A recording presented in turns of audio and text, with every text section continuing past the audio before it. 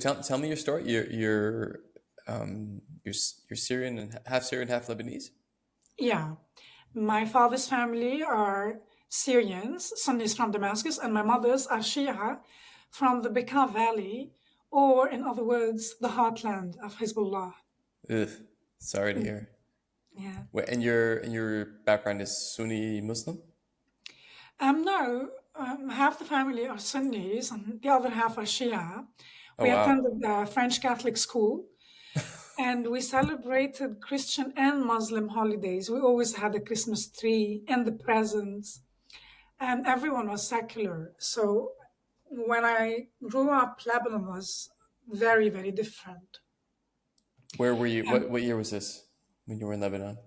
the 80s and the 90s, Okay. Lebanon was cool, liberal, progressive. That was the middle class. Mm, Nobody was religious, really. mm, Probably because that was the generation raising us was a generation traumatized by the Lebanese civil war. right. So they kind of they were sick of religion, of sects.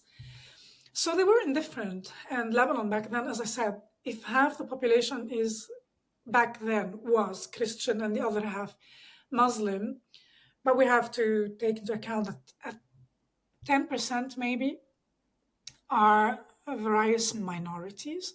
It was quite liberal. Today, my last time in Lebanon was 2014 or 2015. I got food poisoning. They weren't collecting the trash on the streets. And why do I do this? Wow. It's cheaper to go to Italy. Um, and the landscape shifted. Half of the country was Hezbollah, and the other half was everything left. All Wow. those who didn't manage to leave the country, or those who are strong enough mentally to stay, not to vacate the space totally to Hezbollah and their followers and the Yeah. Iranians that they import. The Iranians are lovely people, but those imported by Hezbollah Yeah. identify with their ideology. There are those who still fight on the ground, but at the end of the day, at a certain point, you would leave because you want the best education, you want a normal environment to raise your children. What is it like? It's so. I'm guilty of being one of these Westerners who can't imagine living under a theocracy. Like, is it really that bad? Like you, I know they say in Iran that you have to have your head covered and have religious police and stuff like that. But I still can't wrap my mind around that. Is that the experience also in parts of Lebanon? I'm actually happy with your statement. I'm still thinking how modest, how humble, because it's either people like you or Westerners who claim to know better than we do. They teach us because they studied, I don't know, Near Eastern studies. They teach us how it's like. They tell us about the golden times of Islam. I'm like, dude, when was that? Like more than 1,000 years ago. But it's the West that destroyed our civilization. What are you talking about? What Right. golden time? Right. Anyway, Right. what is it like? I wouldn't say that I grew up in a theocracy as a child or until I became a teenager. But I have to note that Lebanon is a democracy. However, when I grew up, the South was occupied by the Israeli forces. This was the narrative. This is why Hezbollah was glorified because they pushed back against the Israelis because Yeah. they wanted to liberate the country. So, from that perspective, it is understandable what I'm going to say now that even I, attending a Western school, I thought Hezbollah were heroes. So did my friends. Whoa. Yes, we didn't understand back then why did Israel invade Lebanon, why they needed a buffer zone in the south, the role of the PLO, that Israel showed restraint for decades when civilians were attacked, when all this Right. was exported from Lebanon, when the Lebanese territory was exploited until the PLO was expelled. We didn't know all this because the Israeli narrative or an objective narrative was completely omitted. We were taught whatever the state wanted to tell us. So was Lebanon really a democracy? And then in year 2000, victorious as they were, Hezbollah got rid of the Israelis. Again, it's very simple. The story is too simplistic. This is not exactly what happened. And then they became heroes and they dictated what was to be done. So was Lebanon a democracy? I don't know. However, you didn't live in fear.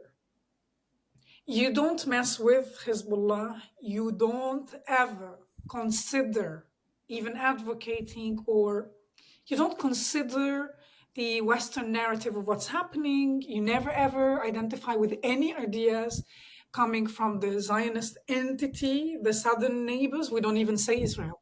Because if you say Israel, like, I don't like them. I don't like them. I'm not defending them, just saying. But in year 2002, we moved back to Damascus. The situation economically was so bad that my father thought, finally, God intervened, although my father didn't believe in God and I Okay. didn't either. And Hafiz al-Assad died. And his son took over, coming from the West. Right. The He's an dentist. ophthalmologist. He must be civilized. And he likes this pretty lady who's dressed in Valentino and shoes from Louboutin. So my father's decision was to return to Damascus because finally, for the first time in his life, he thought that the country is opening up. And it is Wow. true. It did. Bashar al-Assad allowed private banking, internet, telecommunication, etc. So all Wait, of that stuff wasn't available in Syria before no, 2002? no, Oh, wow. no. Oh, wow. So everybody was impressed, you know. Prior to that, everyone in Syria lived with fear. You never ever criticize Hafiz al-Assad. So we didn't live in Syria, but as a child, we used to go twice to Damascus. During the Eid, there are two occasions where you celebrate a few days. So we used to go for 3 days each time. And when my grandparents lived in the middle of the capital city, we had a ministry in front of their garden and a ministry behind. The Ministry of Education was behind the building, and my uncle worked there. But the Ministry of, what do you call it? Al-Awqaf, it'll come back to me. These are all the revenues from properties belonging, Okay. related to religious sites, etc. I forgot the name, it'll come back to me. And that building was high, I would say maybe 10 floors. And there was a picture of Hafiz al-Assad, and it went over 7 floors. So you go out every morning to a beautiful garden, beautiful trees, and you look up and he's watching you. Holy So shit. you he's watching as a Westerner. You read about this in, I don't know, an Orwellian 1984. Yeah. But this was reality in Syria. I'm Wherever you just go, I'm just thinking of the real estate ad, just come buy this piece of property, have a view of, some trees and 7 foot seven no, foot deer no, leader. he's there. Wherever you go, he's there. In the Jesus. taxis, in class. Now that I said classes, I have to tell you another aspect that was bizarre to us coming from Lebanon. We Yeah. realized that our cousins, children back then, they were dressed in a khaki uniform. So ours was not much better, like attending a Catholic school. It was always white and navy blue Okay. forever and ever. You're ironed, shoes are polished. But they were dressed in a khaki uniform, like identical to the to that of the soldiers. And it was bizarre that we asked Wow. them why. And a cousin, Dana, she told us that they were taught at school they must always wear the uniform because in case Israel attacks, the airplanes would not be able to differentiate between soldiers and pupils. Yes. Wow. Wow. And they say it proudly. That is the definition of using your own civilians as human shields. I mean, Yes. basically, your whole life from childhood is geared towards war with this, enemy in your mind, the Jews. And the glorification of martyrdom.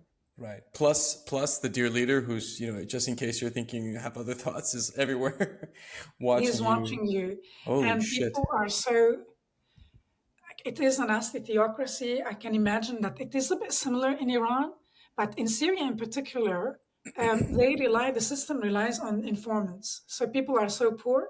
And in order to make a few bucks, you would have to report anything suspicious, because if you Holy don't, shit. you are doomed. And if you do, you are paid, then you're incentivized. And this is a psychopathic setup of a society which led to a Syrian civil war. It started Wow. as an uprising. I was there in 2011. I think they had a just cause, but then it swiftly turned into a monstrous civil war. Oh my But God. like the system, the regime fueled it. So if Wait, we go I, back, I have a question actually about go about ahead. your time in Lebanon. You said that when you were at school that the Hezbollah fighters were the heroes. Like how did that message get conveyed to you? Was it like really slick propaganda? I don't know, movies with these guys who are looking so great and they're fighting some like what did they say about Israel? That how were the Israelis and the Jews portrayed? Um, let's make a distinction. At school, um, what you learn about the Jews is twofold. One is religious, myself attending a Catholic school, so every year before Easter, you watch the same film, like all the entire school comes together in theater and watch a film about the passions of the Christ, not that of Mel Gibson. That is a bit older. Like the Okay. film, the version we watch is graphic but older than Mel Gibson's. And in your mind, first, you're traumatized. It is not child friendly. Second, you learn that the Jews saved the life of a bandit and opted for the crucifixion of baby Jesus. You hate them. That's it, full stop. And then there is the official curriculum that teaches you in one class, history class, around the time, I don't know, we were 11, 12, the story of Palestine. So the Zionists, um, Wow. namely, let's be specific, the antagonist is called Theodor Herzl. Everybody learns the name. He had an idea. And his idea was to bring all the European Jews and come to the Middle East. And they came and they stole Palestine. This is why the Palestinians suffer. And that's really simple. So Palestine, it implies that Palestine was a country with specific political borders. And these European Jews who are alien to the region came and stole it, colonized it, occupied it. As simple as that. Nothing about the Holocaust, about Second World War, except what was happening Shit, not in even not even oh, Einstein or I don't know, something. Give us some credit. Wow. no. We never learned that Einstein is Jewish. That was But shocking. Like, that's fascinating because you go from Christ killers to like mass land theft yes, and no explanation in between. So they no, killed no, God and exactly. For then they Catholics, stole. Yeah. they even dare to kill our God. And now, like, they stole a land. Yeah, they would. They come and attack us occasionally, but that's just like them. I mean, it fits in the narrative. This is why nobody needs to tell you, oh, by the way, Hezbollah are heroes. Um, you watch the news, you see what's happening, you see who's fighting against them. It's Hezbollah, and they're organized, and you see that on their own TV channel, Al Manar, Right. which is not banned in Lebanon until now. Maybe it's banned in some countries in the West, but it wasn't banned. So you see the propaganda. It is designed to present them as heroes. Why wouldn't you see them as heroes? I remember in wars, I was speaking in Milano last week and I told this story. I just remembered my sister. How can you forget war as a child when we grew up hiding in the pantry, sleeping on a mattress behind the washing machine? And I said this when I was speaking. I don't know why my parents thought we would be safer in the pantry. They should know better. They grew, Wow. like, how is that going to protect us when there's an air raid? But when you grow up this way, and I remember that my sister would sleep, and when there's a bombing, she would shake, but she would still be asleep. She was very young. I couldn't sleep, and I was angry with my parents because even when we had neighbors, because we were living in like the ground floor, I was thinking they chit chat, they drink scotch, sometimes they play cards, and I was thinking, why aren't they doing something to stop the war? But this is like typical Lebanese. They are always on survival mode. And this is something they have in common with the Israelis. Yeah. One day when Yeah. there's peace, they will realize they love life so much, they Yeah. shouldn't be fighting. But Yeah. I was angry, infuriated. Why don't they try to do something? This is why, even as a child, when you realize there are those who are trained, who have guns, who are trying to fight to stop this war, of course you see them as heroes until you grow out of that and you realize that wars happen because of them. So, Wow. It's actually I thought a lot about this, like about the nature of power, and like it's the sign of a very weak person or a weak man, if you want, that you need to use force all the time and you need to scare people into doing what you yeah, want, I suppose. I you're mean, compensating for something. yeah. So what is that? What is that thing that's Insecurity, you yourself are afraid of the regime. You're afraid of your superiors. Like your existence is not secure. And this is something typical for the Syrian regime. There are icons who frightened presidents in the Arab world. And when the Syrian regime is done with them, like a defense minister or a foreign minister Mhm. who made leaders shake, all of a sudden, when the Syrian regime is done with them, they commit suicide using 3 bullets in the head. So, why do we know the story? Because the Syrian regime wants you to know that they officially committed suicide and they want you to know that they were eliminated. You don't mess with us. Yeah. So, all your life, even those who think they have the bigger balls, excuse my French, their existence is not secure. This is why they suppress their wives, their Yeah. children. It's a very violent and dark society. It's I think this self-perpetuating, is right? closer to a theocracy. Like Syria is much closer to a theocracy than Lebanon. Yeah. Was.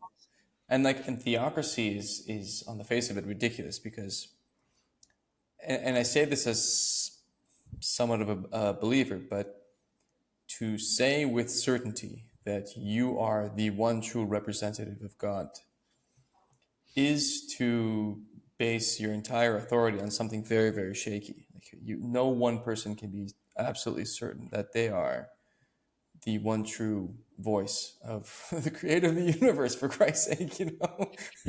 Um, So yeah, that's grounds for insecurity, I would say. I mean, to say, like, if you have an election in a democracy, and let's just say it's more or less kosher, the election, you could say, okay, I have pointed to, I won 52% of the vote. That's a fact, right? That happened.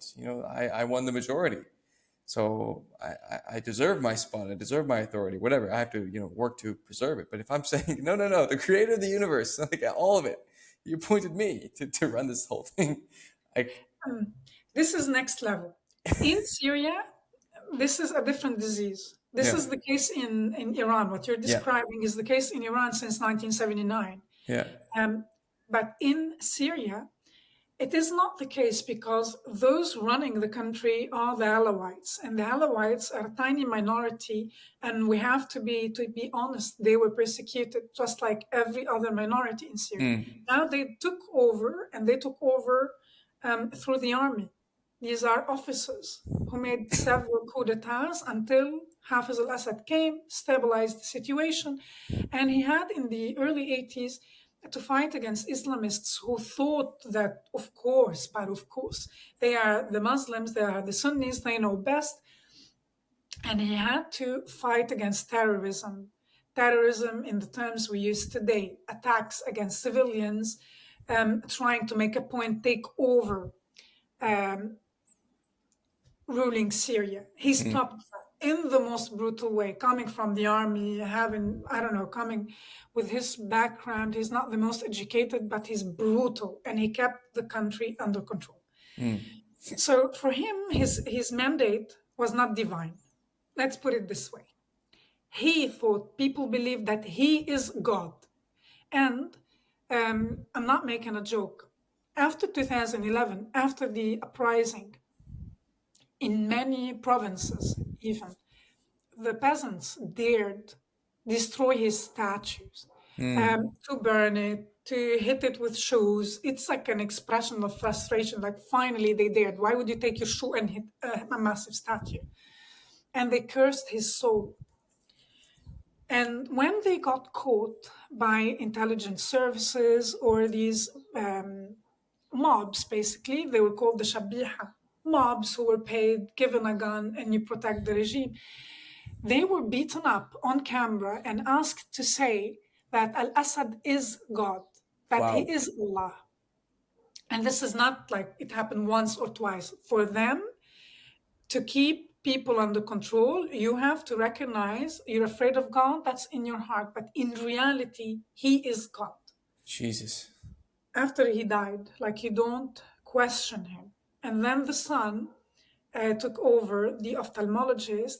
I'm happy my father died in 2004 before he saw that. Compared to his dad or compared to his son, Hafiz al-Assad is an angel. And this is the educated version Yeah. that lived in the West. But that's my point about weak men. It's like they're actually more Yeah. dangerous than strong men, but strong like properly strong, not like, I have an army, a paid army of mercenaries who will kill everyone if they disagree with me. I mean, someone Maybe who's we have to go back to this point because this is my impression yep. when I go to Israel. Like family people who, I don't know, he is a colonel, he fought several wars, but he's really kind to his children, to his grandchildren. He's not afraid of me, or he doesn't feel insecure when I say I'm Syrian Lebanese without giving them context, why I'm here. This is confidence. Yep. These are people who are mentally stable. And this is not my experience in the Arab world.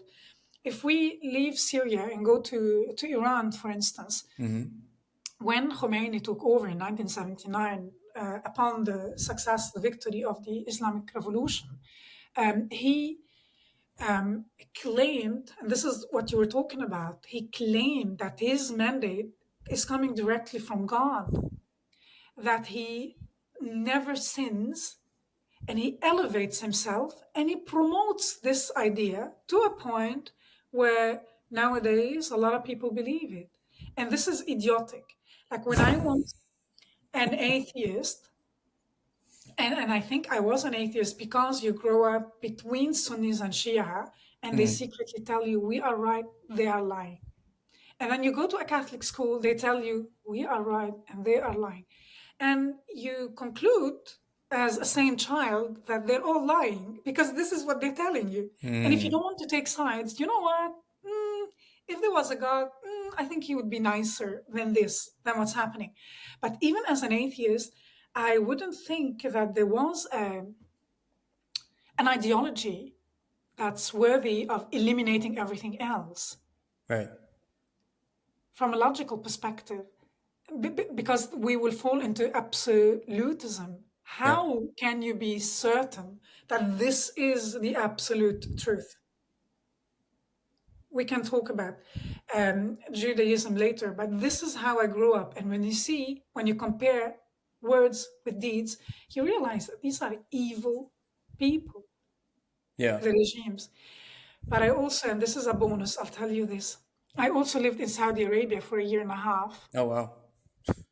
when back in the days when there was religious police, and I never was in Iran, but I was in Saudi Arabia, where coming from Western-like country like Lebanon, moving to Saudi Arabia, knowing that at the airport they give you a gown, a black gown, and a headscarf. You have to wear it before we go out. Why?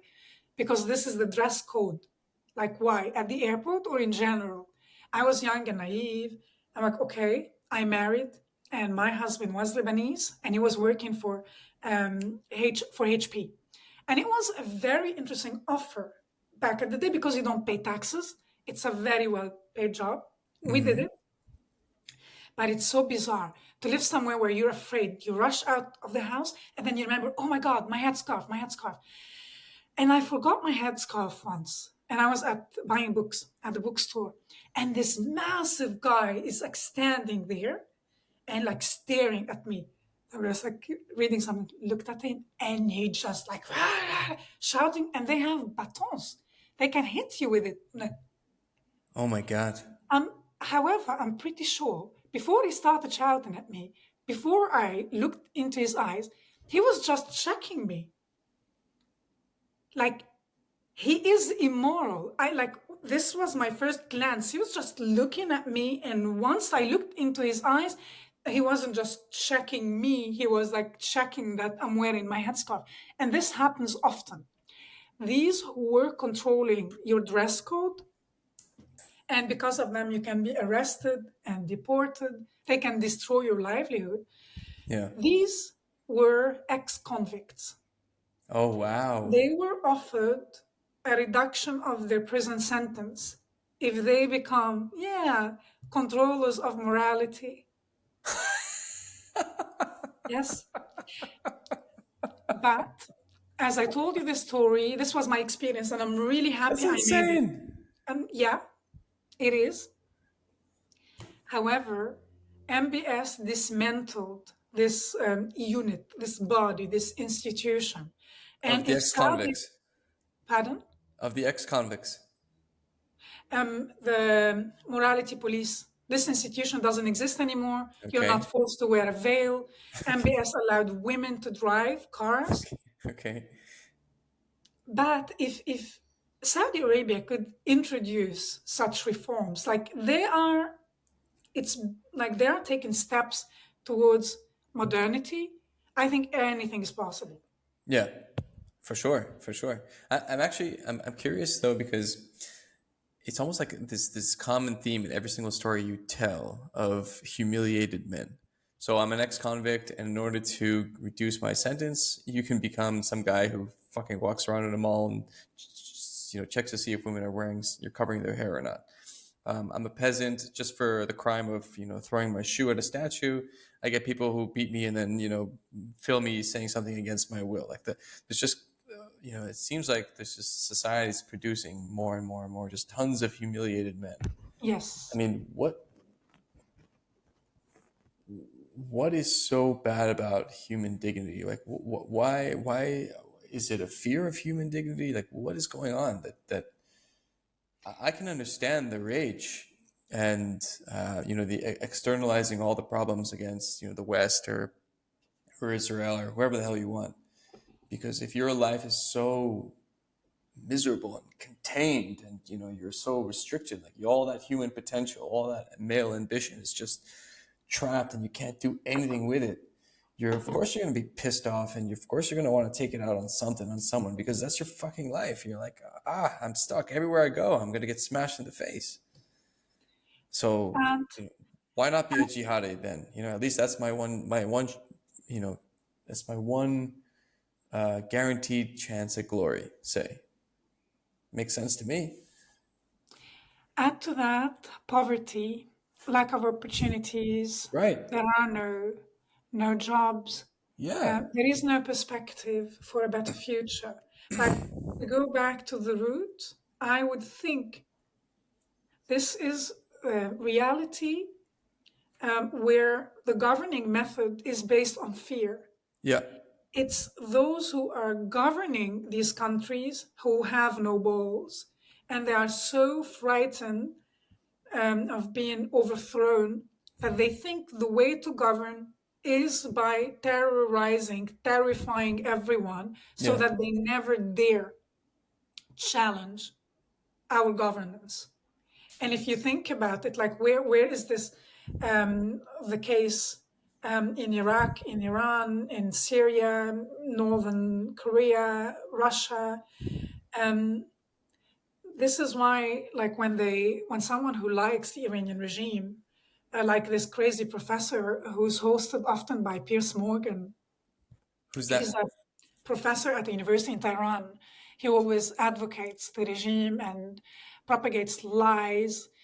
Um, like these people juxtapose this model with the Western one. And Right. the Western one is based on fake democracies, what democracies, and using women as sexual objects. This is why they are free to dress however they like.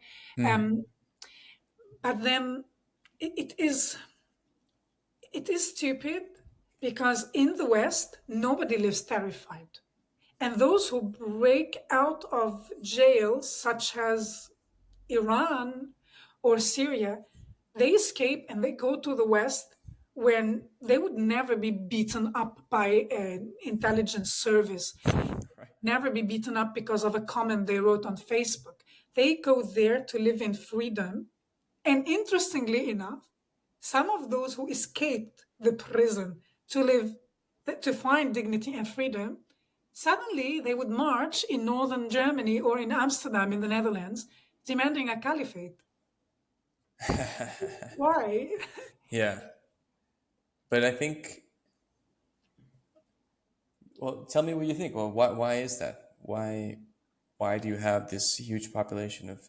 I imagine some of it has to do with the information that they digest. Right? So if it's from Al Jazeera or wherever, whatever it may be, poisoning their minds with toxic bullshit, that might have something to do with it. Like the Palestine cause. You see, in Yeah. London in the beginning of the war, there was like 1 million people marching on this. I mean, I don't know if it was all Muslims, but I'm guessing it's a safe assumption that the majority there were from Muslim, have a Muslim background, or they're Muslims themselves.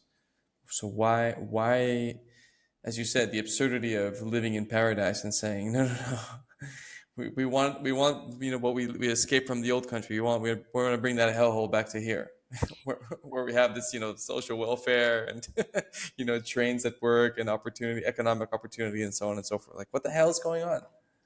I think there are, or at least I encountered two examples, two models. Yeah, One is the miserable person who left Tunisia to live in Germany or in France. He enjoys life here yeah, in the West. He enjoys the money he earns, the fact that he can send his children to university for free, and once they are done, they have secured jobs. sure. At the same time, he hates the West because he thinks if it wasn't for France occupying, killing us, exploiting our wealth, I wouldn't have to leave Tunisia. So they owe Mm, me. And this is the attitude among large communities coming from Northern Africa, for example. I'm coming as an Algerian. You owe me. So now I have a French passport. I will do whatever I want. It's you saying it's laïcité. You owe me because you killed 1 million Algerians. So you are immoral. Don't preach me. And I'm a Muslim and I dictate that I'm going to dress in the funniest garb I would like. But this is a democracy. You will accept me. If it wasn't for you, my country would be awesome. So this is a phenomena that is bizarre because at least you would say, all right, you're right. And it is the West that acknowledged what's happening, what happened, what they owe you, and they're trying.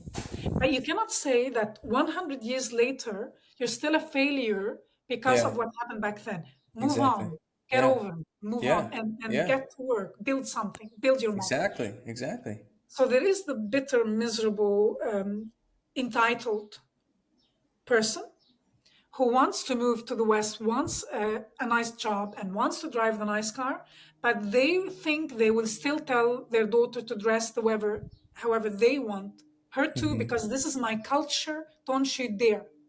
Okay, tell me to change. There is this example. There's another example of second generation. Your parents emigrated because they wanted to give you a better future, but they were still kind of religious. So you grew up in a household where you think Islam is the best that can happen to anyone. You've never experienced living under in a theocracy. Okay. So you were never humiliated. You grew up in the West, you have a strong character, you think Islam is the best and the world owes Islam. And as a good Muslim, you have to convert everybody to Islam. And either you, from an egalitarian point of view, you think, oh, but like wherever you're coming from, Yeah. we have to all be equals. This is why the Palestinians have the right to live like you in Germany. So Right. we are demanding equality, and it's a fair cause. Or there is those who drift into extremism, become Islamists, and who think they denounce the material world, because this is also part of being a good Muslim. You should be invested in the afterlife, not in this life. And they do this, and these buffoons who don't know what they're talking about, they don't know, they don't respect the reasons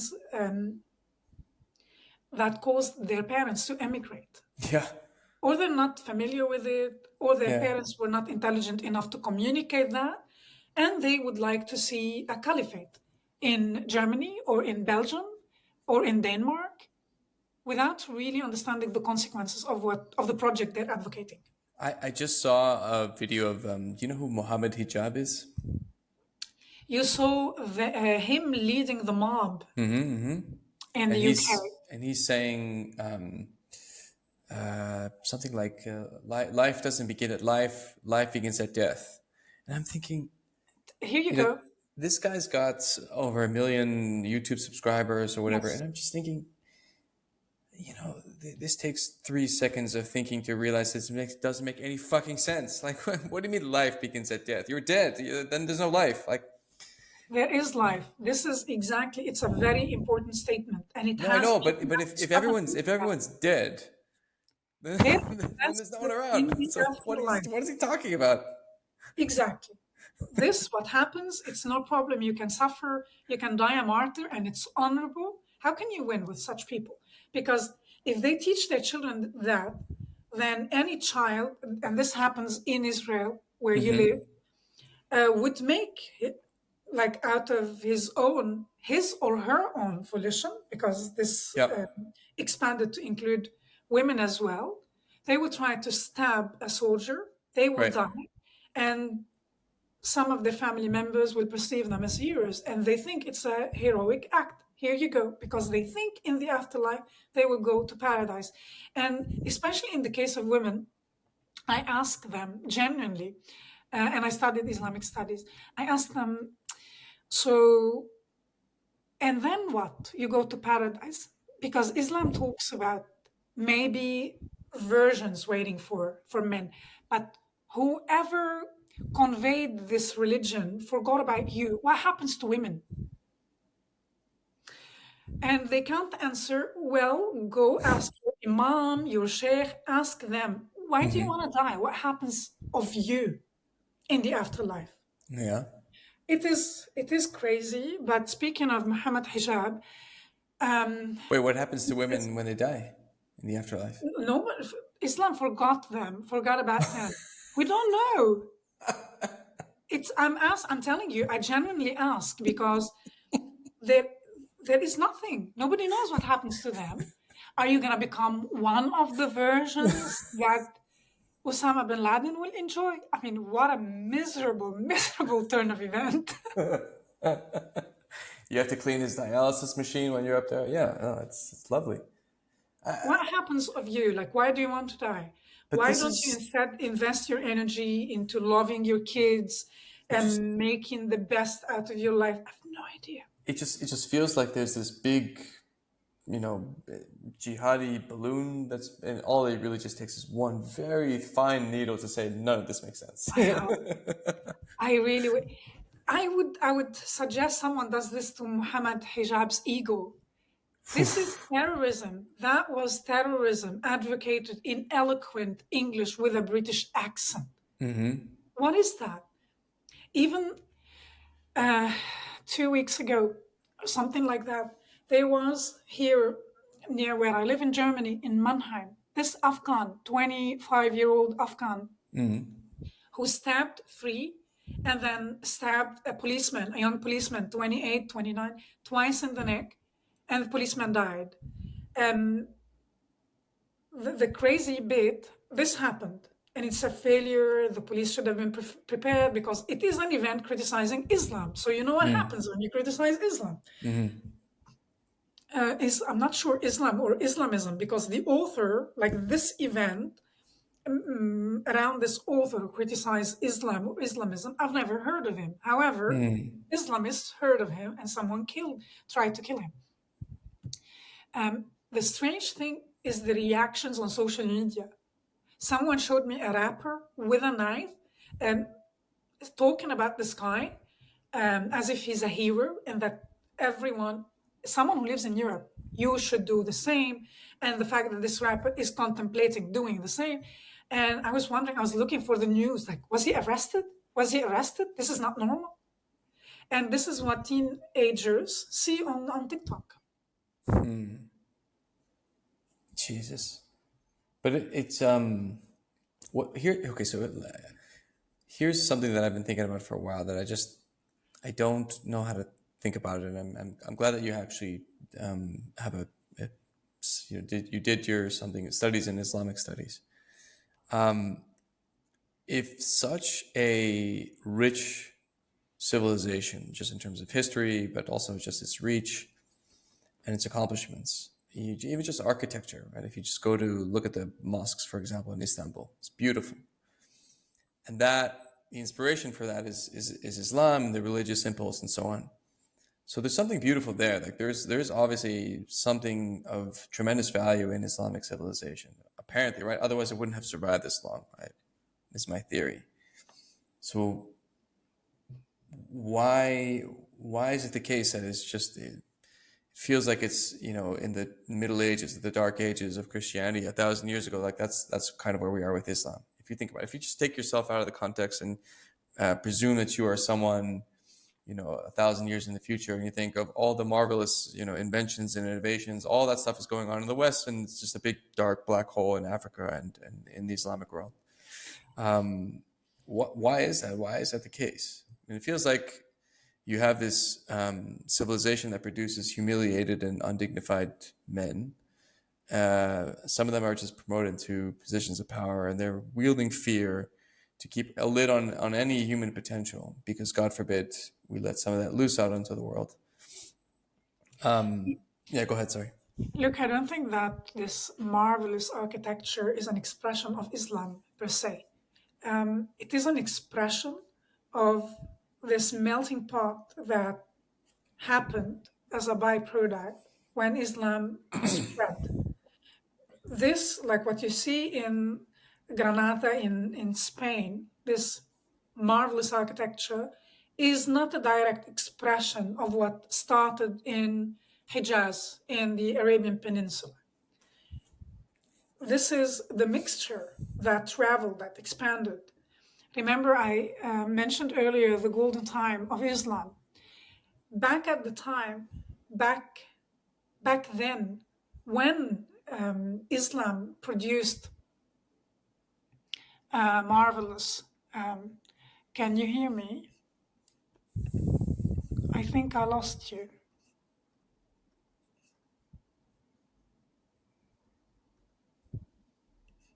Can you hear me now? Yep, now I can hear you. Okay, so you're saying about Granada in Spain. That's the last thing I heard. Yes, it's not a direct expression of what started in the Arabian Peninsula in Hijaz. There's nothing like it back there, but it's the mixture of many civilizations that ended up creating a beautiful expression. And if we but go also back Islam itself, right? It's it's got mixed, it's got hints of Judaism and Christianity is involved in the story as well. Exactly. This is why I was going to mention the golden time of Islam. There is that period where some of the caliphs, the leaders of the Muslims, of the Muslim world, embraced diversity. They invited in brilliant minds and they supported them. They paid them generously in the region where Baghdad is today, and they invested in science, in intellectuals.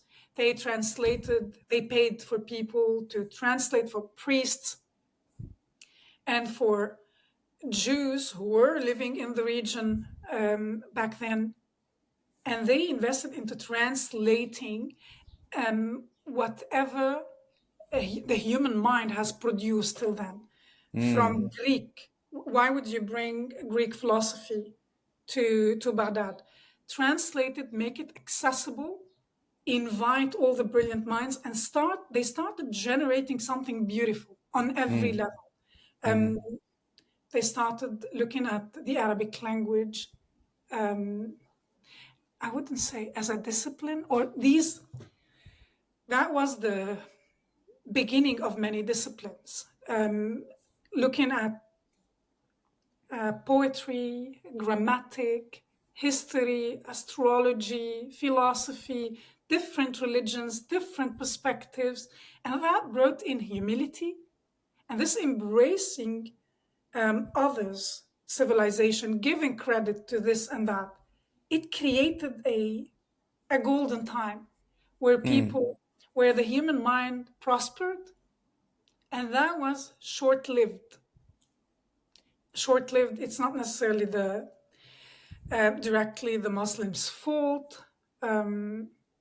This achievement was destroyed, coming from the east. It was stampeded, like they were stampeded. They were destroyed.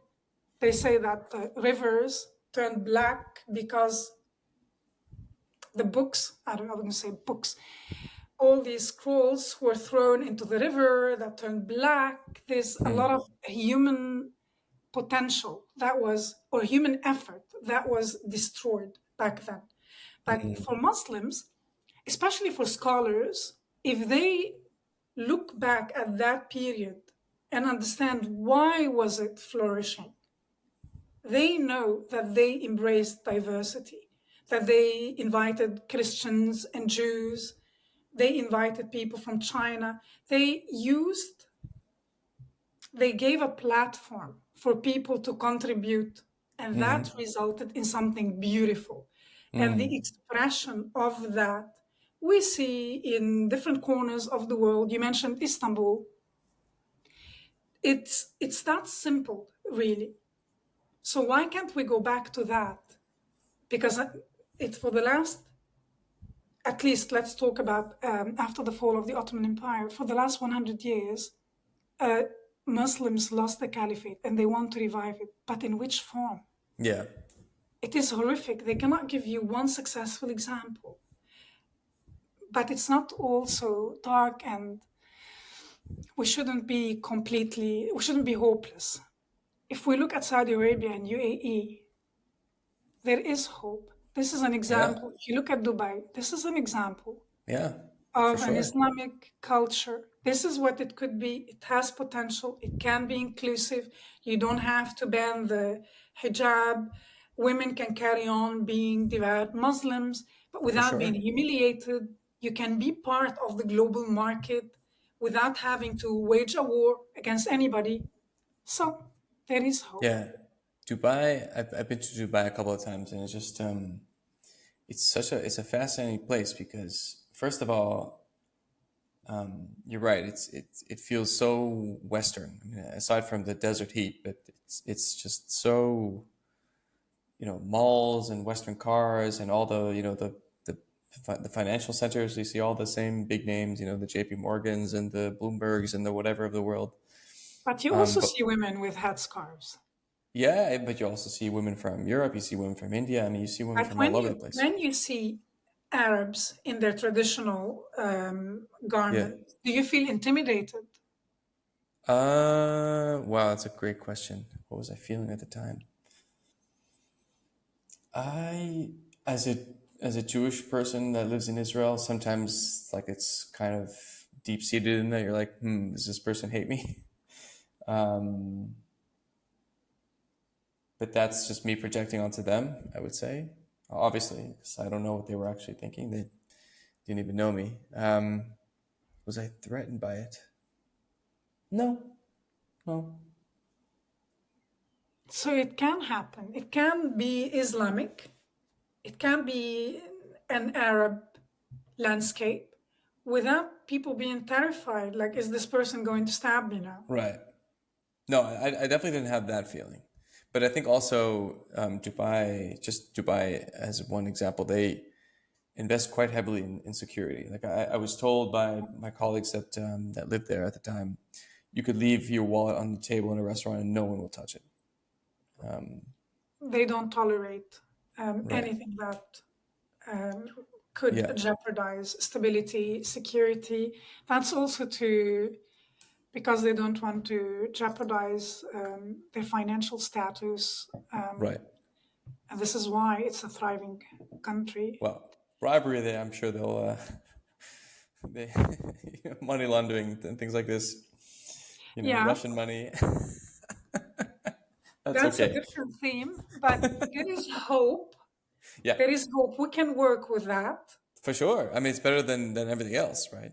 I'm more pragmatic about things. I always compare to what we have versus what the alternatives are. Nothing's ever perfect, and better is better than worse. So the UAE and the steps that Saudi Arabia are making fantastic. Look, when I praise Saudi Arabia and UAE, it doesn't mean that I'm blind Right. to the imperfections, Right. but baby steps towards a better future. Yeah. When we talk about theocracy in Iran, and people say like, "Ah, what a hypocrite! Why don't you look at Saudi Arabia?"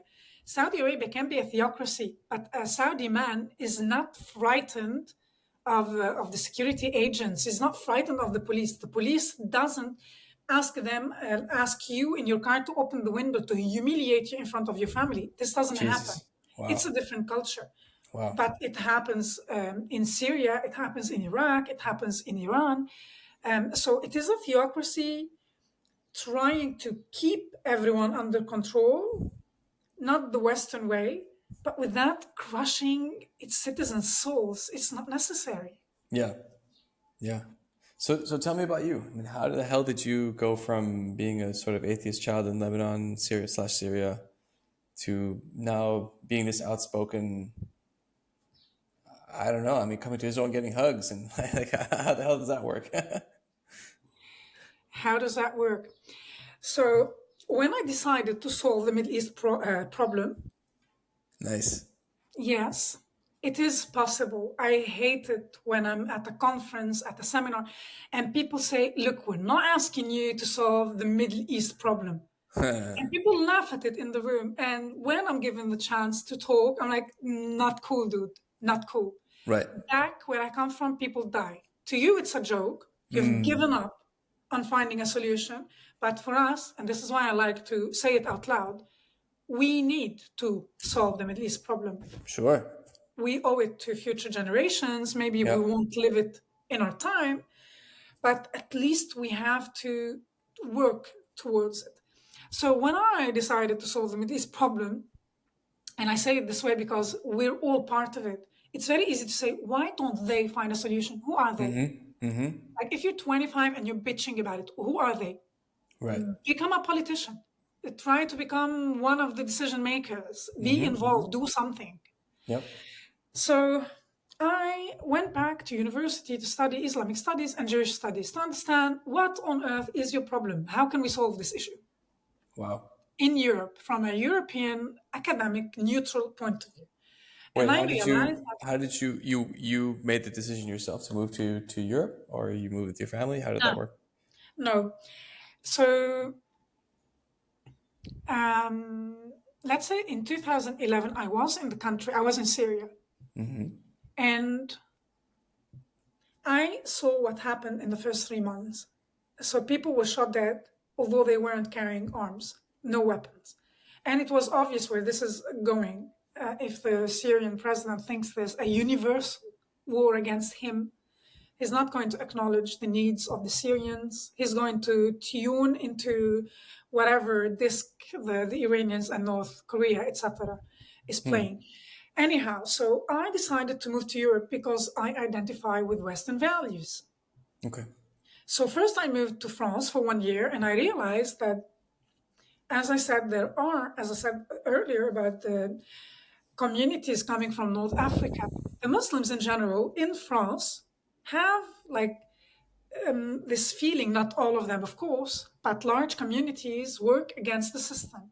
And I realized I don't want to be part of that because that results in large French communities hating Muslims or Arabs. They just dismiss you, no, like regardless of what you think or believe. It wasn't fun. So I moved to Cyprus. There for a year and a half, I was working for a construction company, not constructing anything, PR. And then I moved to Germany. And I'm happy I made that decision despite the pains of learning German. Nightmare. But for what I do now, it was a great contribution to discover what happened in the Second World War, the Nazi history, what happened to the Jews firsthand. So it was good, but I didn't know that I'm going to be involved in all this. And it is the terror attacks that happened in Europe in particular that for me were alarming. We're heading to a dark time unless we intervene. We, all of us, we have to do something. In 2015, when the Syrian refugees started leaving, and they literally walked over to Europe, I was happy that Germany said welcome, but I was also very worried because to me it was clear. I lived in Syria for a few years.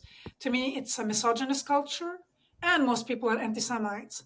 And after discovering the history between Germany and the Jews, I was thinking this reconciliation process that's ongoing between world's Jewry and Germany is now being jeopardized. It will be jeopardized, and perhaps it will fail if you invite 1 million anti Semites into the country, unless you have a plan. Do you have a plan? No, they didn't have one. And that resulted in a spike in the far right movement around the globe. And the world deserves this because the entire globe let the Syrians down. They allowed Bashar al-Assad to do whatever he wishes to the Syrian people. The world had to intervene earlier, but the world didn't, and then the Syrians moved over. And I was thinking the importance of this reconciliation process, the importance of its success, is because it would be our model that could be implemented anywhere around the globe. Like if there is an Israeli embassy in Germany and a German embassy in Israel, anything is possible after the atrocities that took place during the Second World War. And now, to me, like in 2015, it was going to fail. What is your solution? And this is not like just to reflect my fantasies, to share my fantasies. Soon enough, news started emerging about gang rapes because the Syrians were not used to seeing crop tops and young women drinking, partying. So this is one problem that needed to be addressed. And then Syrians who were attacking Jews just because they're Jews, because they've never seen Jews up until then. And then we saw a few terror attacks. Like the most horrific was the Bataclan massacre in 2015. So I realized, at least for me, although I was an atheist, but I can't just take my family and move to Europe. You cannot just leave the Middle East and put a lid on that pot and forget about it. We are Mideastans. I cannot shed this identity. I will be perceived as a Syrian when an extremist in Germany has a problem with Syrians. I will have to pay for it as well, and so will my family. So we need to address with that issue. I'm not born in Japan. I'm not Danish. I'm from the Middle East. So I had to accept, let's face it, let's try to find a solution. This is why, hence the studies. It's And brilliant. I never imagined I'm going to go to Israel. Like, that's too much, because if you do that, you can never return to many Arab countries. But first, there is first I have to, if I'm committed, let's put it this way, if I'm committed to finding a solution or to inspire others or invite others to help find a solution, the beginning was through taking Arab delegations or accompanying the Arab delegations to go to Auschwitz. First, you educate them, they pity the Jew. This is the approach, like an educational approach. Then they feel sorry, they're often traumatized, and they feel, oh, come on, give them a break.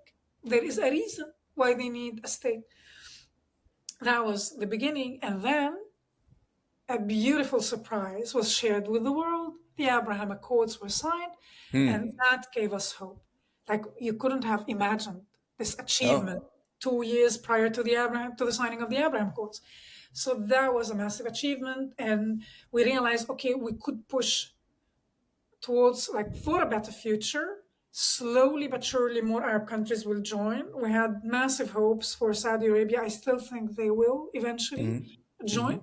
And this will pull us out of this mud, pull the region out of this mud. Then maybe there's a chance for people to live in some sort of, I didn't imagine that peace will be signed between Lebanon and Syria, but we're working towards it. And then, but prior to, I think this is what you wanted to know. During my Jewish studies, part of my degree was taking some classes with a rabbi. It was one semester. And this rabbi is really funny, he's Swedish. So Shaul starts, he has a theatrical personality, and he shares very simple facts about Judaism. But for me, these simple facts were gobsmacking. I always dismissed monotheistic religions as the same, because Christianity claims the Old Testament, the New Testament, so you think it's an extension. So for you, of course, Christianity is an extension of Judaism. If I have a problem with Catholicism, where I grew up, I dismiss the entire thing. But then I would listen to Rav Shaul and, like, in shock, and he realized what's happening, until I approached him and I told him, Shaul, I'm converting. I was like, what? I'm converting to Judaism. It took months for me to acknowledge, like, you believe in a God? That's irrational. That's like a joke. Okay. Me, that was my internal monologue. But I'll share one. What do you remember the moment where it clicked in your mind? I'm going to give you God one exists? moment that is like gobsmacking. And for him, it's like, what are you talking about? Yeah. So he said, to be a good Jew, Judaism expects you to become a better person a little bit every day. He's joking. He just threw this in the room. And I'm like, it's like an epiphany, that moment. And he would think, what are you talking about? And what do you mean, Shaul? This recipe you just spelled out casually means that there is a chance for everybody, and we all have a choice. Whether you're a prostitute, a criminal, a Hamas terrorist, just wake up and try to be a better person. Very simple, but you can work towards become a better soul. So these very small details resonated with me. There is nothing major, I can tell you, but slowly I realized that many coincidences happened in my life since I was a teenager, including moving to France and landing in the Jewish quarter near one of the biggest synagogues in the world. Many coincidences happened in my life, taking me from one country to the other, from one place to another, meeting different groups. And at a certain point, studying Jewish studies, I realized there are too many coincidences to be coincidences. I have to admit that Hashem gave me a gift, showed me the light. And taking this simple class with this wonderful guy who, like, his approach wasn't religious at all, he has no idea until now that I'm not exaggerating the peace of mind he gave me, because suddenly the world aligned, the stars aligned, and I could see that the world could be a fair place. We could work towards something good, that goodness exists, and that the Torah came with a message, and it is realistic. And maybe, perhaps, especially after October 7th, I see even more how realistic it is, because we've seen that evil is something objective. People who Hmm. criticize the Torah for talking about Torah, people who criticize the Hebrew Bible for the horrific talks about depictions of war, of evil. How can a Hmm. religion talk about that? Yeah, because it is realistic. When we think, you see how people react to statements of Gazans against Hamas. They think that the majority of Gazans are wonderful people. Let's get rid of Hamas and we won't have a problem anymore. But this is you projecting Right. the good in your heart. Right. And if you should learn anything, if humanity should learn anything, is that evil is objective, it exists, and you should never let your guard down. And you shouldn't lose the good in your heart. You can't say, kill them all. Just make a Grand Canyon in Gaza, kill them all, because that would turn you into a monster. Just like Hamas's combatants, terrorists, leaders, they will win over you.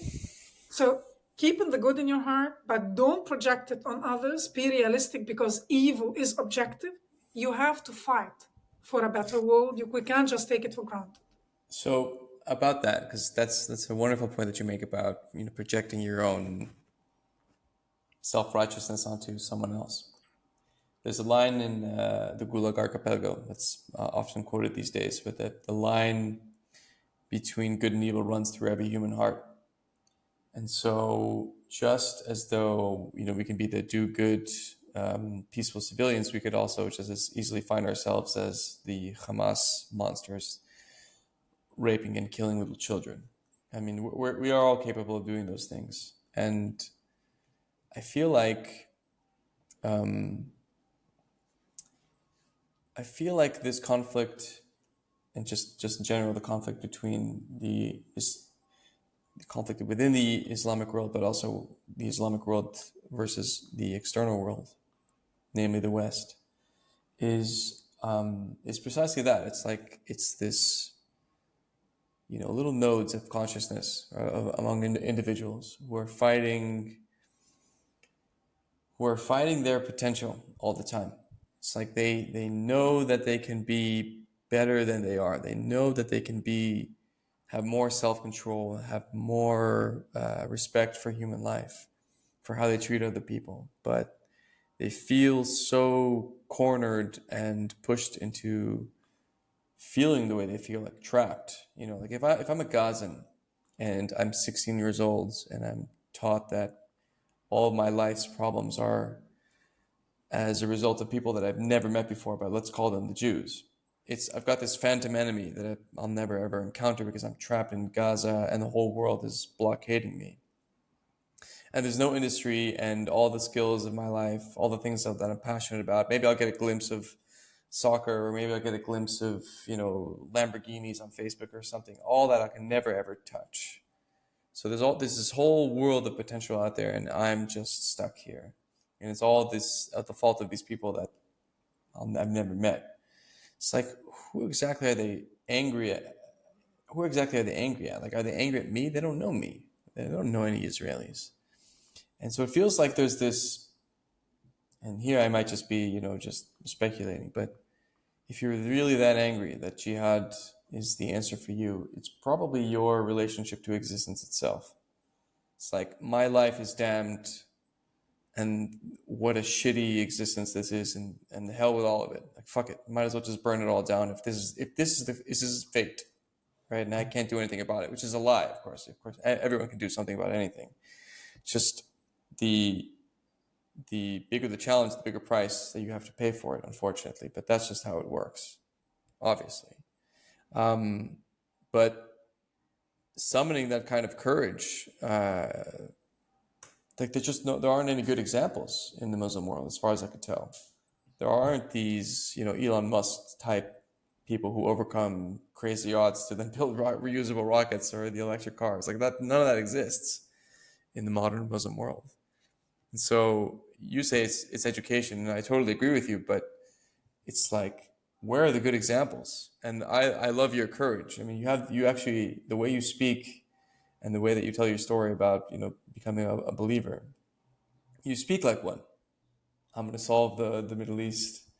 Um, Yeah, you have faith. You have the faith and the courage that you can do it yourself. And if only there were like more of you, right? I mean, I'm not talking about millions, but I mean that would be great. But if there were dozens of people who would just have that courage, that conviction, that faith, yeah. that's how it changes, I think. It starts by believing in themselves and Yes. focusing. They have to be focused. If you're always confused about existence, if you cannot tell the difference between good and bad, if you cannot identify who your enemy and your friend is, if you cannot make up your mind, are you behind your leadership or against them? And be consistent in your actions. How will you change your reality? Now, the way you talk about the Gazans makes me as well reflect. If this is the reality, how can we expect something better of you? I understand, but this is why every day I wake up since October 7th, all I want is to read that the Qataris arrested Hamas's leadership. Never It gonna happen. sounds like, wow, what are you talking about? It's that simple. Arrest Yeah. them, make them order the release of the hostages, and the world, preferably in my mind, UAE is doing a great job, even Saudi Arabia, take over.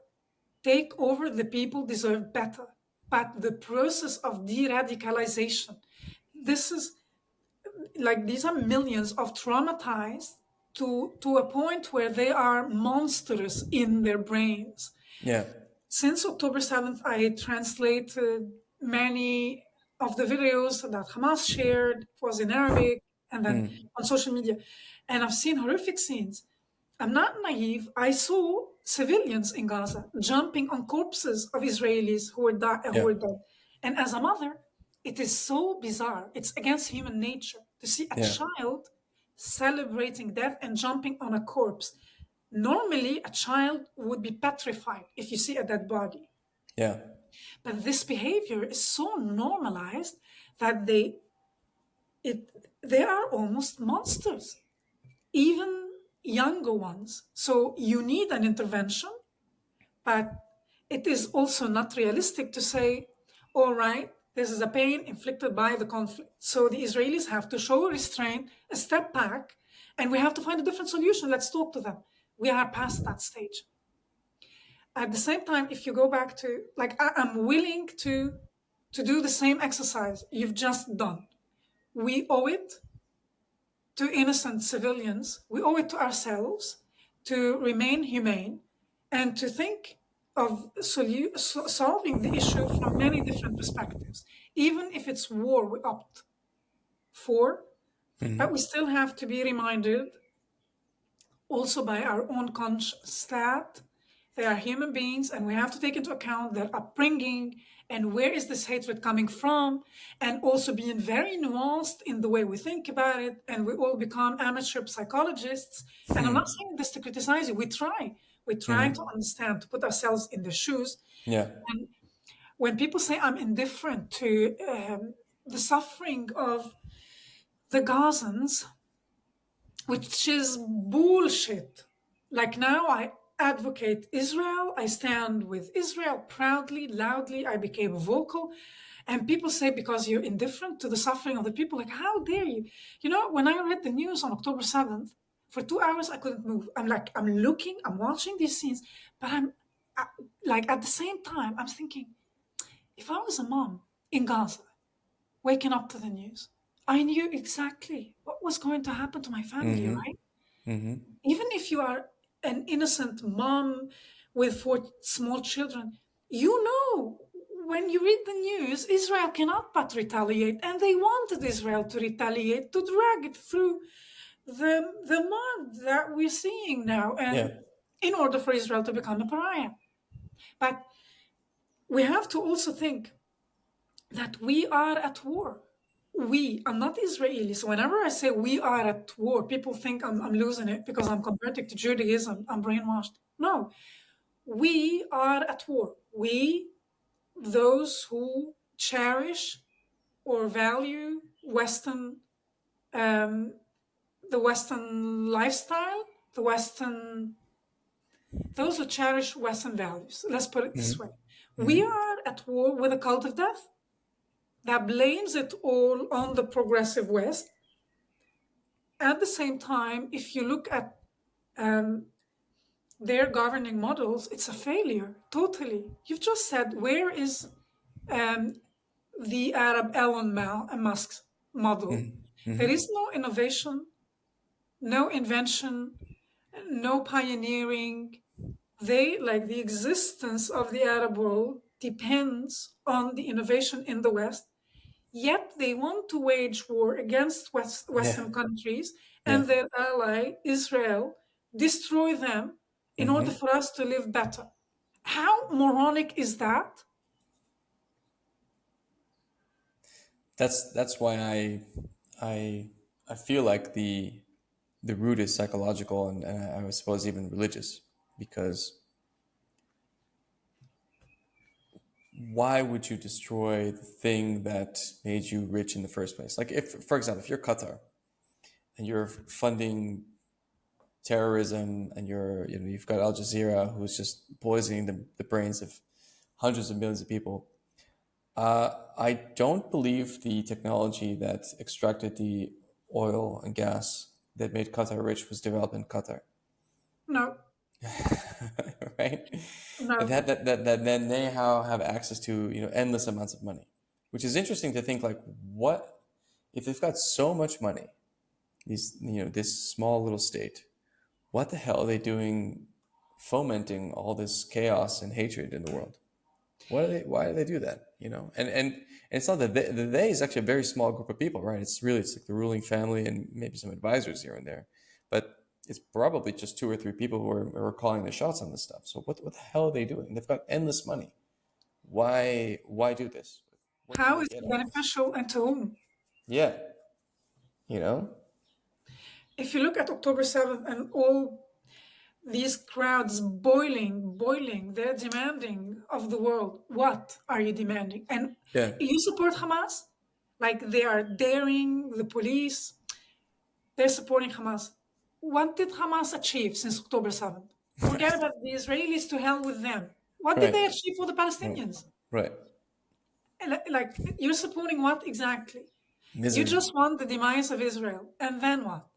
And you want to boycott the Israelis, you want them to disappear, to vanish.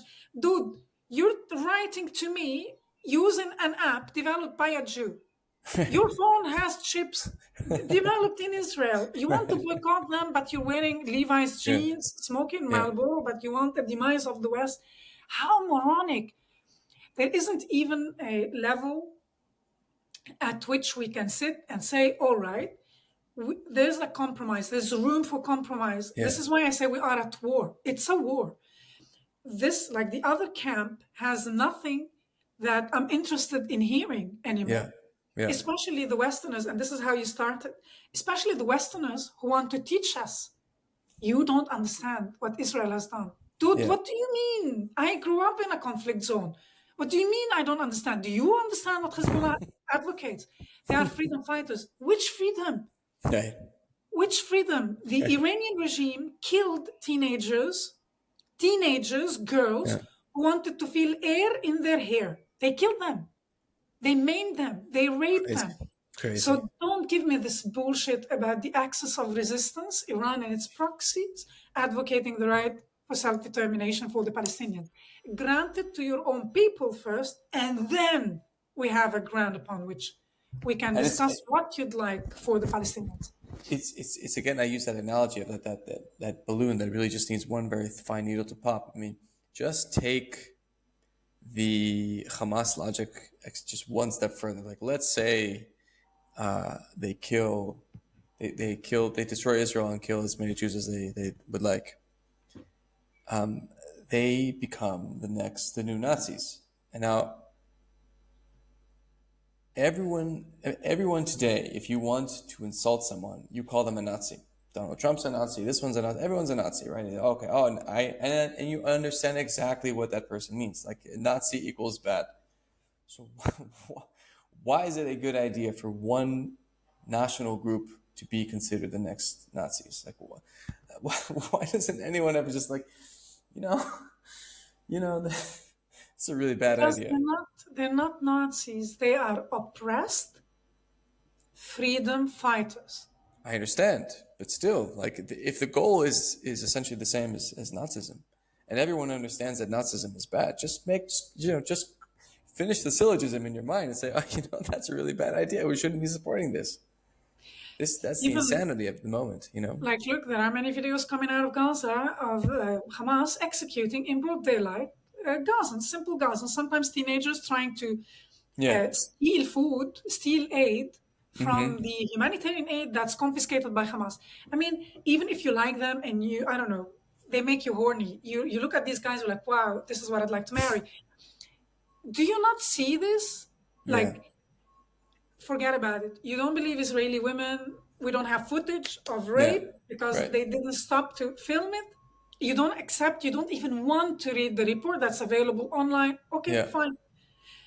But if there is a suspicion these guys might have raped girls, if you suspect that, and these guys, some of them are going to move in and live in your building, and you have teenage girls, would you like?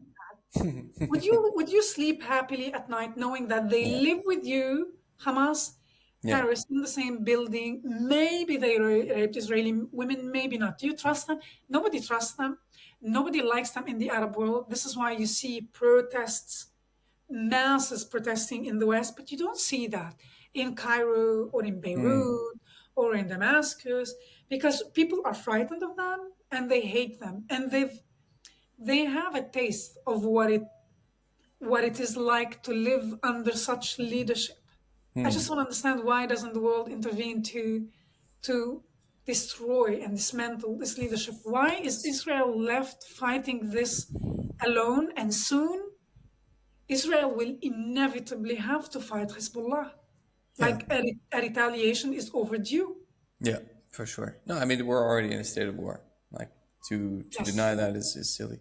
But I think the problem with the whole media narrative of this conflict is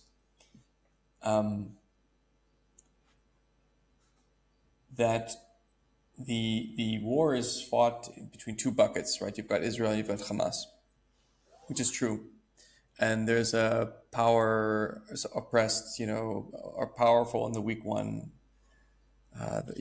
There's that bucket as well. So Hamas is the weaker force, and Israel is the powerful one. And Israel, this is what I was telling Elan Levy when we last spoke. Israel goes up, to the national media, international media, and says, "We were attacked October 7th, right to self-defense, blah blah blah blah blah blah blah," which is all true, but it just doesn't compute when you're thinking about the differential in force, right? Because Israel is kicking the shit out of Hamas, and it's just pummeling Gaza, and life continues to go on more or less as normal in Israel. You've seen it. You've been here. You've seen exactly what I'm talking about. So this whole idea of we're defending ourselves against it doesn't, to the eye, to the untrained eye, or even to the trained eye, it just doesn't really make a lot of sense. It's someone who's saying Israel is out for blood and they're trying to do whatever. You can kind of, your eyes can kind of tell you, yeah, that's actually what's going on. Now, I think that the actual problem is that the story is being told incorrectly. Like that's one part of the story, but the more important story that never gets told is the power differential between the corrupt, murderous thieves at the top of all these Arab regimes and their people. They hold all the power and they scare the shit out of everyone and just keep them oppressed forever and ever and ever until until someone decides to do something about it. Which I think was the beauty of, for example, the Gulag Archipelago, right? Because you had, for example, same story in the 50s and the 60s. You had Western leftist intellectuals defending communism until someone from the inside said, Jesus Christ, we're living in a prison state where people are Yeah. informing on one another and everyone's terrified and millions of people are dying and all this stuff is happening. And once that story got out, all these so-called smart people in college campuses, lovely people writing all these books and stuff, they had nothing to stand on Yeah. because all their ideas about how beautiful and how noble the communist idea was went to shit when someone from the inside told them just exactly how terrible that system was. So the same is true for Hamas, and the same is true for Syria and Lebanon and Iran and so on and so forth. You name the theocracy, name the autocracy. Iraq, of course, right under Saddam Hussein. All the Taliban, on and on you go. Someone from the inside that tells, but like from the individual perspective of just how horrible these systems are, what it does to people, what how it crushes the human soul and turns people into monsters. Because whatever you think about the October 7th terrorists, they were once innocent babies and they were brutalized into becoming these monsters who did the most horrible things. Like I remember, I have such vivid memories of watching the October 7th footage. For example, I remember seeing in one of the kibbutzim kids, 10 years old, something like that. They looked like 8, 9, 10 years old. And they were just in bikes. And I'm thinking, what the hell are they doing in a kibbutz in the middle of a military operation? Where are their parents? Like, what is this? Mm. You know, what does that system do to the family? What does that do to fathers? Like imagine I'm a father. I have to try to provide for my family, and imagine if all that stuff is denied to me, how terrible I would feel every day. What would that do to me? Like feeling every day like I can't give my kids a better life. What would that do to my relationship with my wife? What would that do with her relationship to me, to her kids? Would that drive her to say, oh great, my son is a martyr and hooray for that? I mean, I don't know who is doing that to them. right, exactly. I don't know. I'd love to know exactly someone to tell me from the inside, like what the hell is going on? Because that's the answer. It's not about Israel versus Palestine. It's about these horrible systems of power that are just Yeah. crushing the souls of hundreds of millions of people every single day, needlessly. It's like you have a political agenda and you will fuel it with the people. You Yeah, are totally indifferent. You don't see them as human beings. right. These are couples, they marry, they reproduce, and when they reproduce, they provide you with the Human soldiers. shields. Yeah, Yeah, they will fight, and those who can't fight will die, and those who die are even more beneficial. Because you look at what's happening in Gaza, you see horrific footage of civilians dead, and the simple human mind, and I'm saying simple, that are sophisticated, yeah, intelligent, intellectuals, professionals, politicians, they look at this and they point the finger towards Israel, like, stop, look what you've done. yeah, Why should there be a war? It's insane. And there is a war, and everyone is telling Israel, do this, do that, don't do this, send this, bring that, blah, blah, blah. You have to, you have to. What they're dealing with is terrorism. This, what happened yeah. on October 7th, is terrorism. That's it. Mm-hmm. And the world has been battling with terrorism for long enough now, and no one found a recipe. I mentioned the Bataclan massacre in 2015. Mm-hmm. ISIS almost took over Paris. There was an orchestrated attack in several points in the city. That was a failure, a security failure. Hmm. But still it happened, although Europe is alert to the possibility of such scenarios occurring. So the world doesn't know what to do. And especially in France, especially after beheading that teacher, a teacher who criticized Islam, and then someone beheaded him like recently. When I say recently, I think that was last year. And then again, a French president demands of moderate Muslims, of moderate imams, to issue a statement condemning such behavior, Yeah. um, promoting an alternative. It never happened. So the world has no idea. There is no secret recipe on how to deal with terrorism. And for Israel, this is how to deal with it. It's war. It's a war. They declared an open war, and we're gonna wage a war against them. And the Yeah. world is demanding. I just don't understand what. You're demanding what? That they bend over? And it is scary, not only because I'm concerned for the Israelis. What does it mean? Even if Israel, like they magically, like we wake up, they all pack their suitcases and they're gone. Then what? How will Hamas govern? They will, the first thing that will happen, Hamas and the PA, the Palestinian Authority, will go for a civil war. They will kill each other. Who's going to govern? They Right. already killed each other. And then Yeah. we will replicate the models we see in Syria and in Lebanon, in Iraq, in Yemen. What is going to happen? What is the perspective you expect us to support? It's Yeah. zero. This is why we are at war. And if it's not, it shouldn't be war, then what is the alternative? Yeah. And it's also, I think, like for example, now there's a lot of American pressure on Israel to end the war, which is insane. And then I think, the popular narrative is something like college students protesting on campus are putting pressure on the American president or something like this, or Arabs, a couple thousand Arab votes in Michigan or something like that, some nonsense.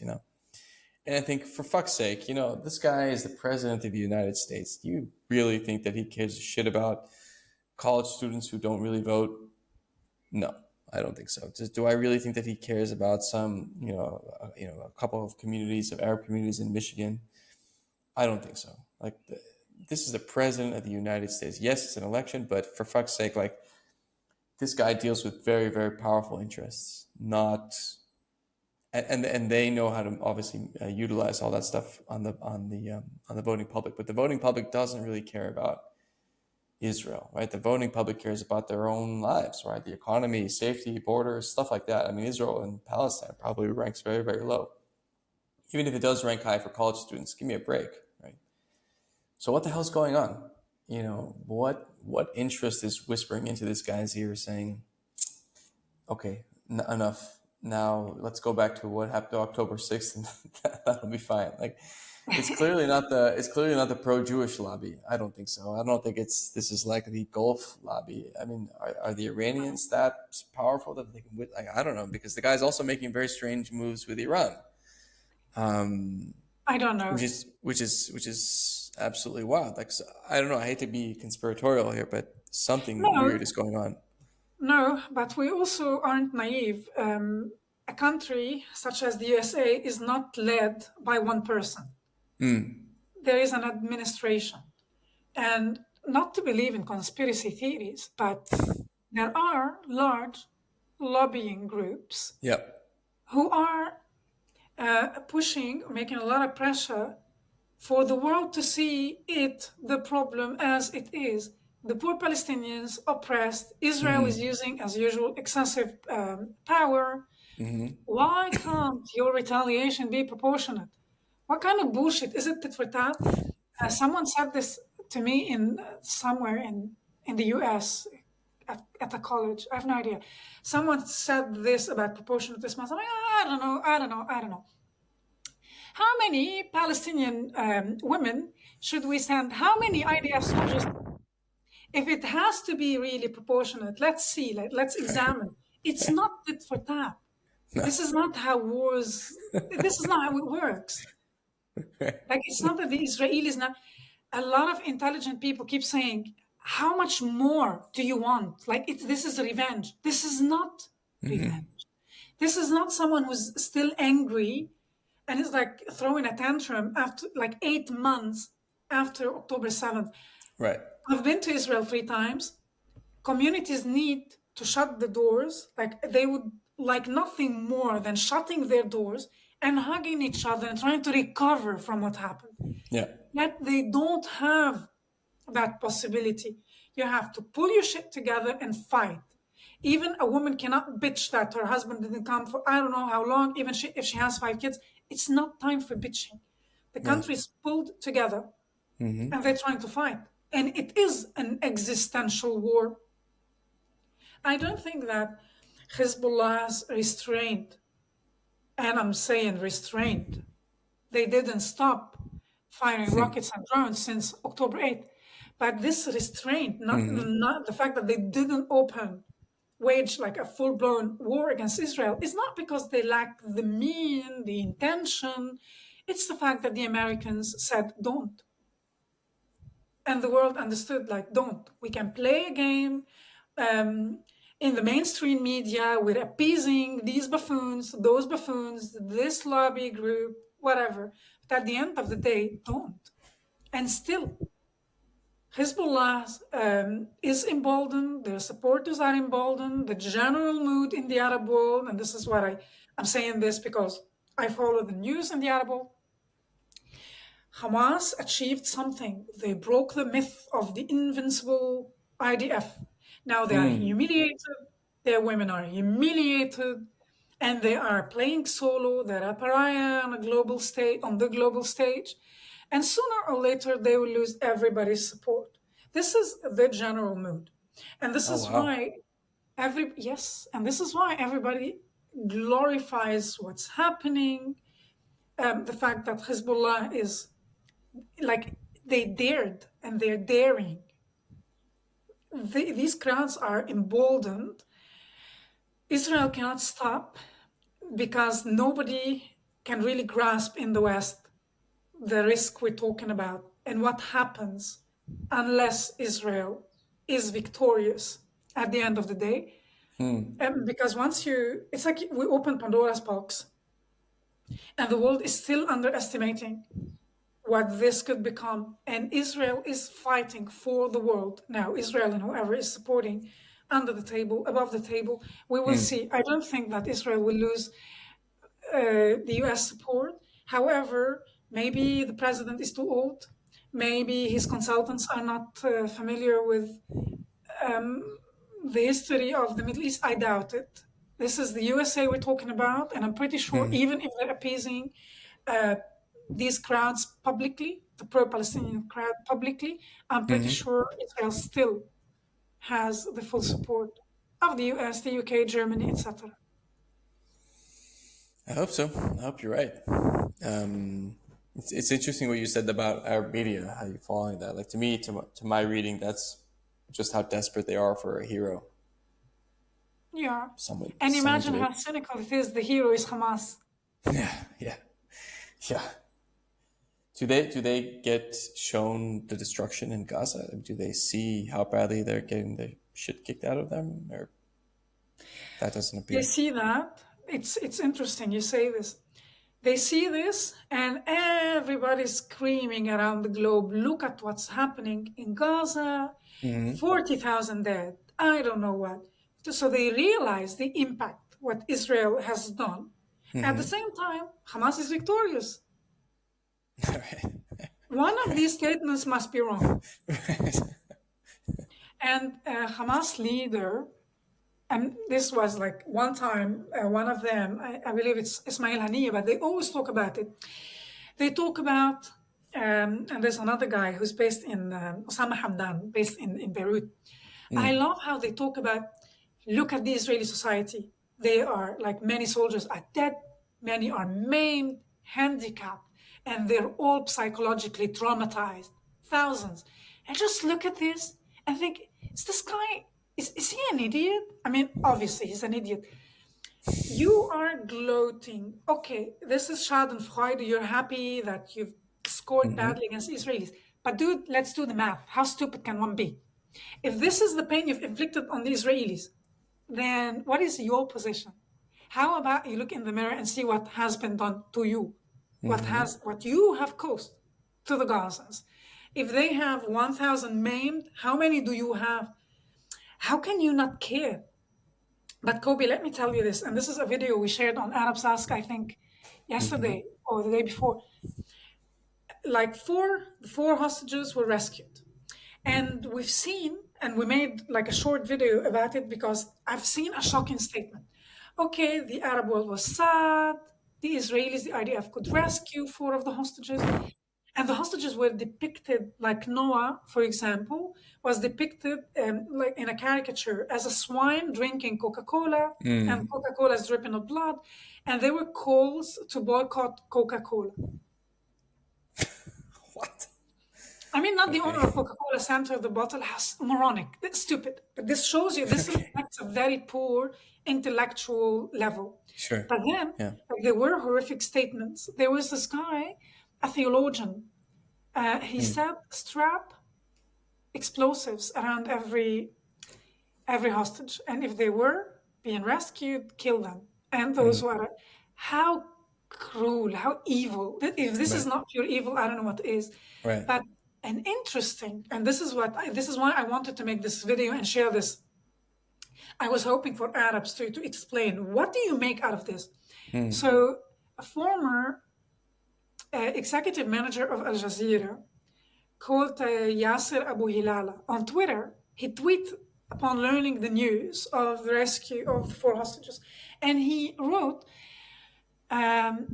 this is one of the worst news since October 7th, or one of the worst news since October 7th is the success of the occupation army in rescuing four of its prisoners. And I was like, I couldn't believe my eyes. Like, I read it over and over again, trying to look at it from different. What on earth? He's a psychopath. The survival of four Israeli hostages, he calls them prisoners like Hamas, but the survival of four Israelis is worse news to this guy than the death of tens of thousands of Gazans. This is the mentality you're dealing with. Yeah. It's awful. Yeah.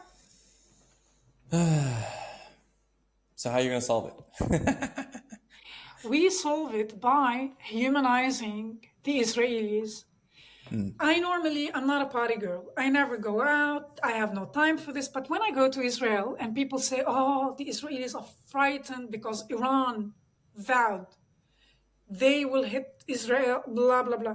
I went to Israel right after the Israelis attacked the Iranian consulate in Damascus. And it was such a precise and surgical attack that the beautiful embassy, and it is beautiful in Damascus, it's blue, it was left intact. So the Israelis knew exactly who they hit. Wow. And it's something for us to celebrate because these generals are responsible for the deaths of hundreds of thousands of Syrians and Iranians and Lebanese, etc. Sure, sure. So I went in on that day or a day after, and the mood in the Arab world was like, oh, the Israelis are frightened because the Iranians will retaliate.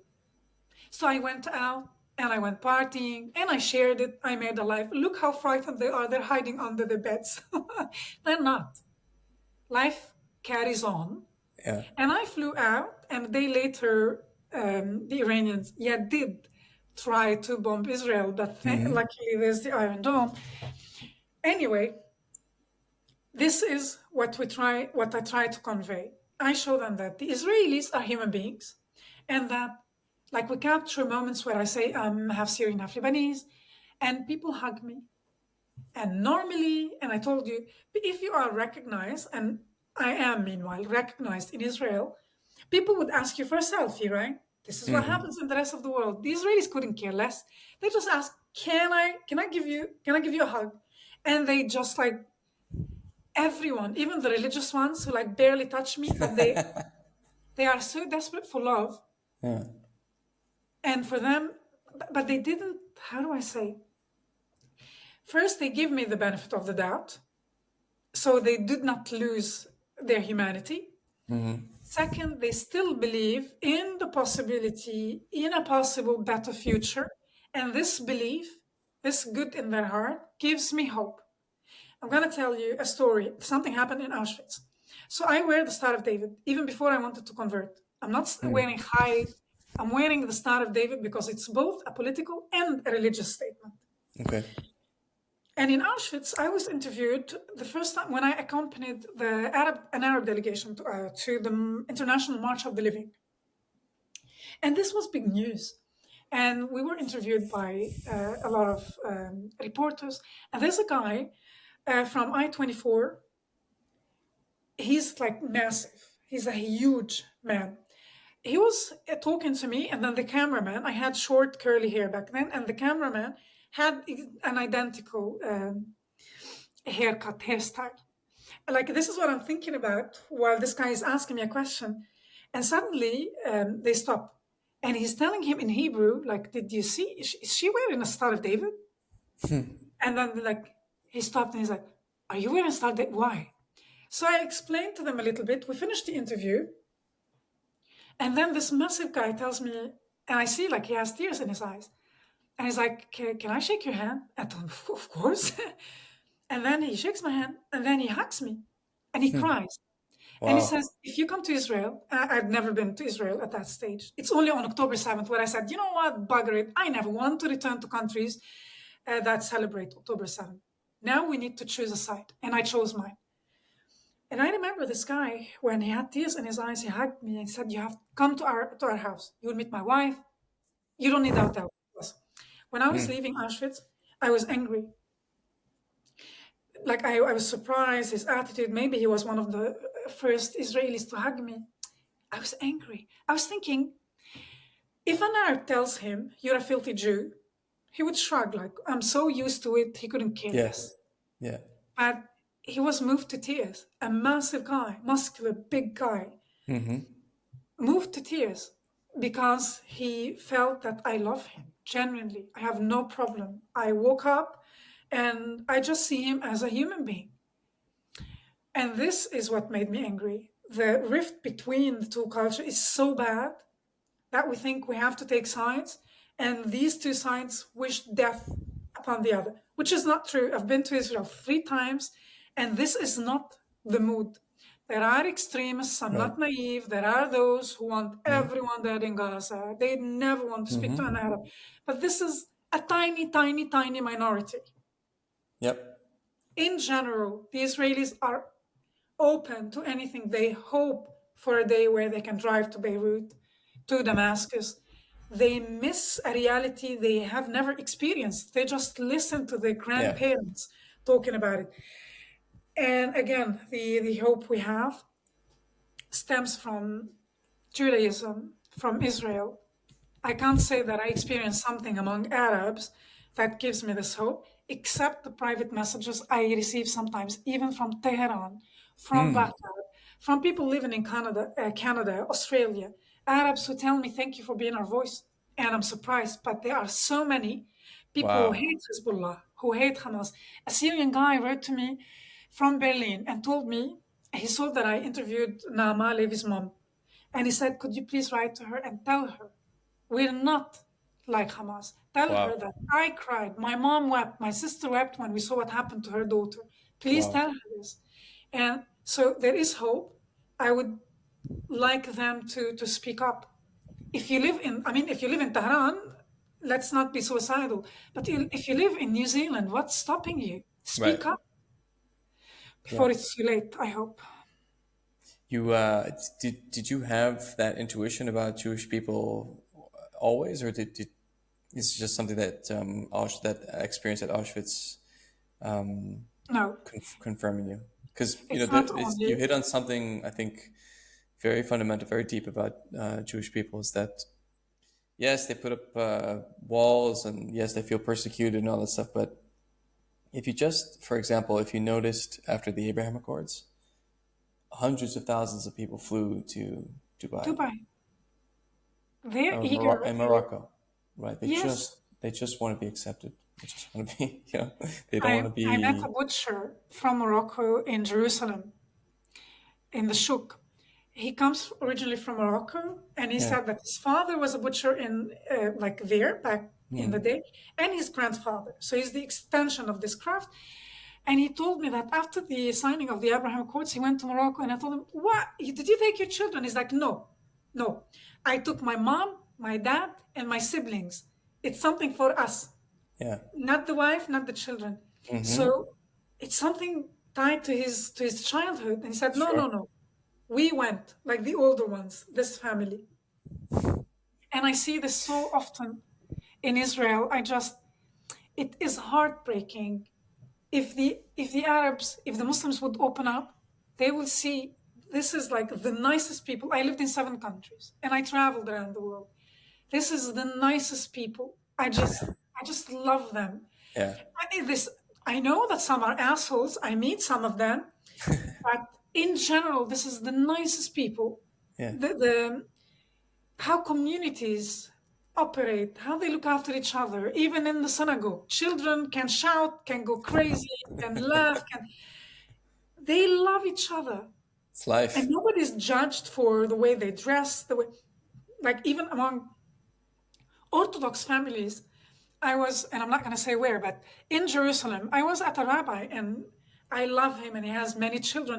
But at the Shabbat table, his daughter doesn't believe in God. So she made a joke that you laugh. Nobody, if this happens in among Muslims, a Wow. religious father, she would be reprimanded, asked to go to her.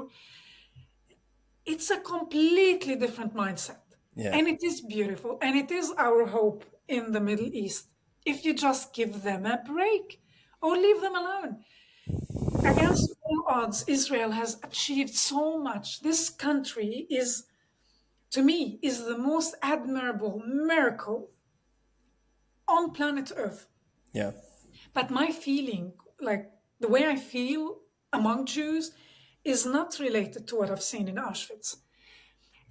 I told you how I ended up by chance. It was a random coincidence that I landed in the Jewish quarter in Strasbourg in France, and I lived very close to one of the biggest synagogues. First, when I saw ultra-Orthodox Jews, I had a panic attack.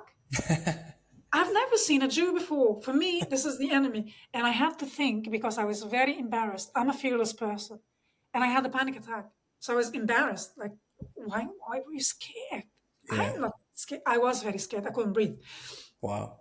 And I realized the reason after reflecting on this, I was like, I had a panic attack because I was sharing for the first time in my life the same space with a Jew because they didn't speak to me. They didn't even look at me. I Mm. was sharing the same space with the enemy. Mm. But Kobe sitting on the window sill for months, watching the Jews, going to the museum until my Mm. ex told me this is not a museum, this is a synagogue. But I didn't know why they dress all so nicely and go slowly. I understood what's happening and Yeah. Shabbat, yeah. But watching them and then slowly feeling comfortable when I walk on the street and we lock eyes.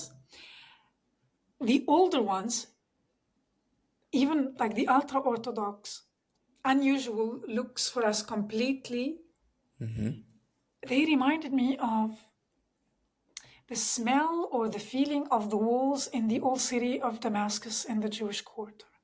Hmm. It still gives me goosebumps. I Whoa. felt their family. I felt safe. I felt like I'm home Wow. just from the looks, without talking, the way they looked at me. These old Jews with their timid smile or even sometimes sad smile. I don't know what to make of that facial expression. Wow. But it reminded me of the walls of the Jewish quarter in Damascus, of the smell there. Not that I Wow. smell these guys, but you understand? Someone could say that I'm mentally unstable. This is why, like, what do you make out of that? But to me, I know what I felt. Sure. And years later, I didn't know I want to convert. I didn't know why I felt at home. Years later, I understood slowly when I had to be brave enough to say, yeah, I do believe in a God, Hashem. And he gave me this gift. Why do you show me the light but not others? I felt guilty for long as well. Because people Wow. ask me, oh, if only we could clone you. Like, what was the moment where you woke up? Because they think we can replicate it. If we put our finger on it, let's use it. I don't know. I really don't know, but I felt guilty. Like, it's not Yeah. something I did. These coincidences, Judaism found me. It's not me. I was put on this path, but this is a grace that was bestowed upon me. Why me, not others? Then Hmm. I had a meeting in Manhattan with a rabbi, and he told me after the meeting he wanted to ask me a few questions about my conversion because, like, he is not only a rabbi. We had a business Okay. gathering. Then Okay. he asked me a few things, and then with this big, beautiful smile, and he's still a friend, he told me, "Thank you, welcome home, and thank you for reading the signs." Hmm. And when I was walking back, he absolved me from my guilt. When I was walking back, I stopped, and people must think I'm crazy. Maybe this is why I'm single. I just stopped and I'm looking at this guy, and I'm thinking, "Thank you, thank you." It absolved me from my guilt because I realized he said, "Thank you for reading the signs." I'm not special, and I keep telling people I'm not special. Everyone is showed the signs. Everyone is shown the light. It's up Yeah. to us to Yeah. open up, to accept it or not. And that happened after October 7th. So I thought back to the first statement that was a revelation for me by the rabbi, Rav Shaul, when he said, what's expected of you in Judaism to be a better person is to become a better person a little bit every day.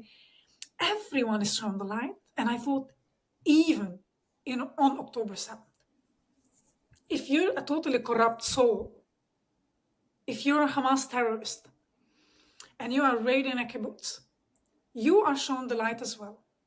If you have seen a frightened child hiding alone in a safe room, you are given the choice to ignore them, don't bring attention, carry on, and maybe it happened, we don't know. This is this terrorist's personal journey. He has to make a decision. We have a choice every day, every moment of our life. Yeah. Ignore them, spare this child's life, continue, be the terrorist, but this event will change your life, open your eyes, maybe. But this is why I say I was absolved of my guilt. We are all given a chance to be brave, to speak up. And if after October 7th, I don't expect people to be moved in New Zealand, but if after October 7th, at least in the Levant, in the so called Middle East, if we don't find the courage in our heart to say no, this is not acceptable and we need to stop this, then this is why I say before it's too late. We are outnumbered, dramatically outnumbered, but when people speak up now, then they have um, I'm going to use a cliche. They are standing on the right side of history. I put it differently. I think that there's a unity to consciousness, and we have all the answers within us. It's just we haven't lived it yet. Sometimes you need people to point it out within yourself, and the things that you feel, like this experience that you had with Auschwitz, it's just the reminder that there's a basic humanity in all of us. And as you said, right, they were all shown this light, and we're all have to struggle with our own potential for good and for evil. That sometimes you need people to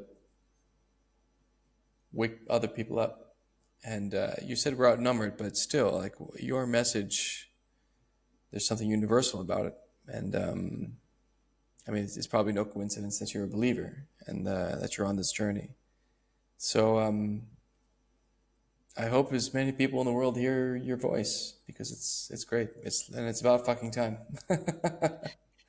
Enough of this stupid fucking war. Yeah. Enough of this waste of human life and ambition and dreams. All And that just going to potential. waste. There is a lot of potential. And we're investing. Yeah, look at Hamas. Yeah, All this potential, all this money, all this energy, yeah, all these calories are wasted into wasted, destruction. It's a wasted. cult of death. It's a shame. sometimes I think about like the I dream up sometimes scenarios in my mind, like the informants who gave the Hamas terrorists the Yeah. information about the kibbutzim that they raided. And what did they get in exchange? Maybe they got like $10,000, or maybe they got a house or something. And then for what? It just all got bombed to hell. So what was it? What was it all worth? Like, what was it for? What did they achieve? I'm just making up. Yeah, it's like, no. What did you get in return? You made a deal with the devil, and then everything just went to hell. A deal with the devil. You said it. Yeah. This guy, last time I was in Israel, I met Daniel Lifshitz, and he was telling me, like, it's interesting to convey his story, to put Arabic subtitles, to show it to the Arab world, because his grandma became the icon to prove that Hamas are good people. They show his grandma shaking the hand of the terrorists. See how well she was treated. Or maybe she was almost dead. She was nearly dead, like really. She was rescued before hours before she dies of dehydration. Jeez. Maybe she wasn't in her right mind. Maybe she was worried because her husband was left behind. Maybe she was told to do it. Many possibilities, but definitely not that she was treated well. And then he tells how his 80, I don't know, 84, 86, like she's 86, survived the Holocaust. She was rolled in a carpet and put on the back of a motorbike. And I'm telling this story because her and her husband, for decades, they fought for the rights of the Gazans. They drove patients, children, elderly, in their private car to Israeli hospitals to receive their chemotherapy. It's incredible. This is how you reward them. So whoever informed on this couple, why you're killing your allies. You don't want peace with Israel. You don't want a second state. You've killed your allies in the Israeli society, Yeah. by which killing the possibility of a two-state solution, because read Hamas's charter. They don't want a Palestinian state near the Israeli ones. They want a Palestinian state instead of the Israeli one.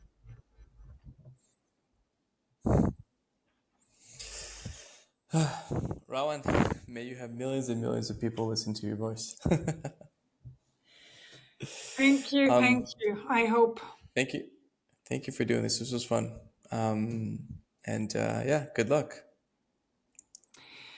Thanks, Kobe. I'll see you in Israel one of these Yeah, days.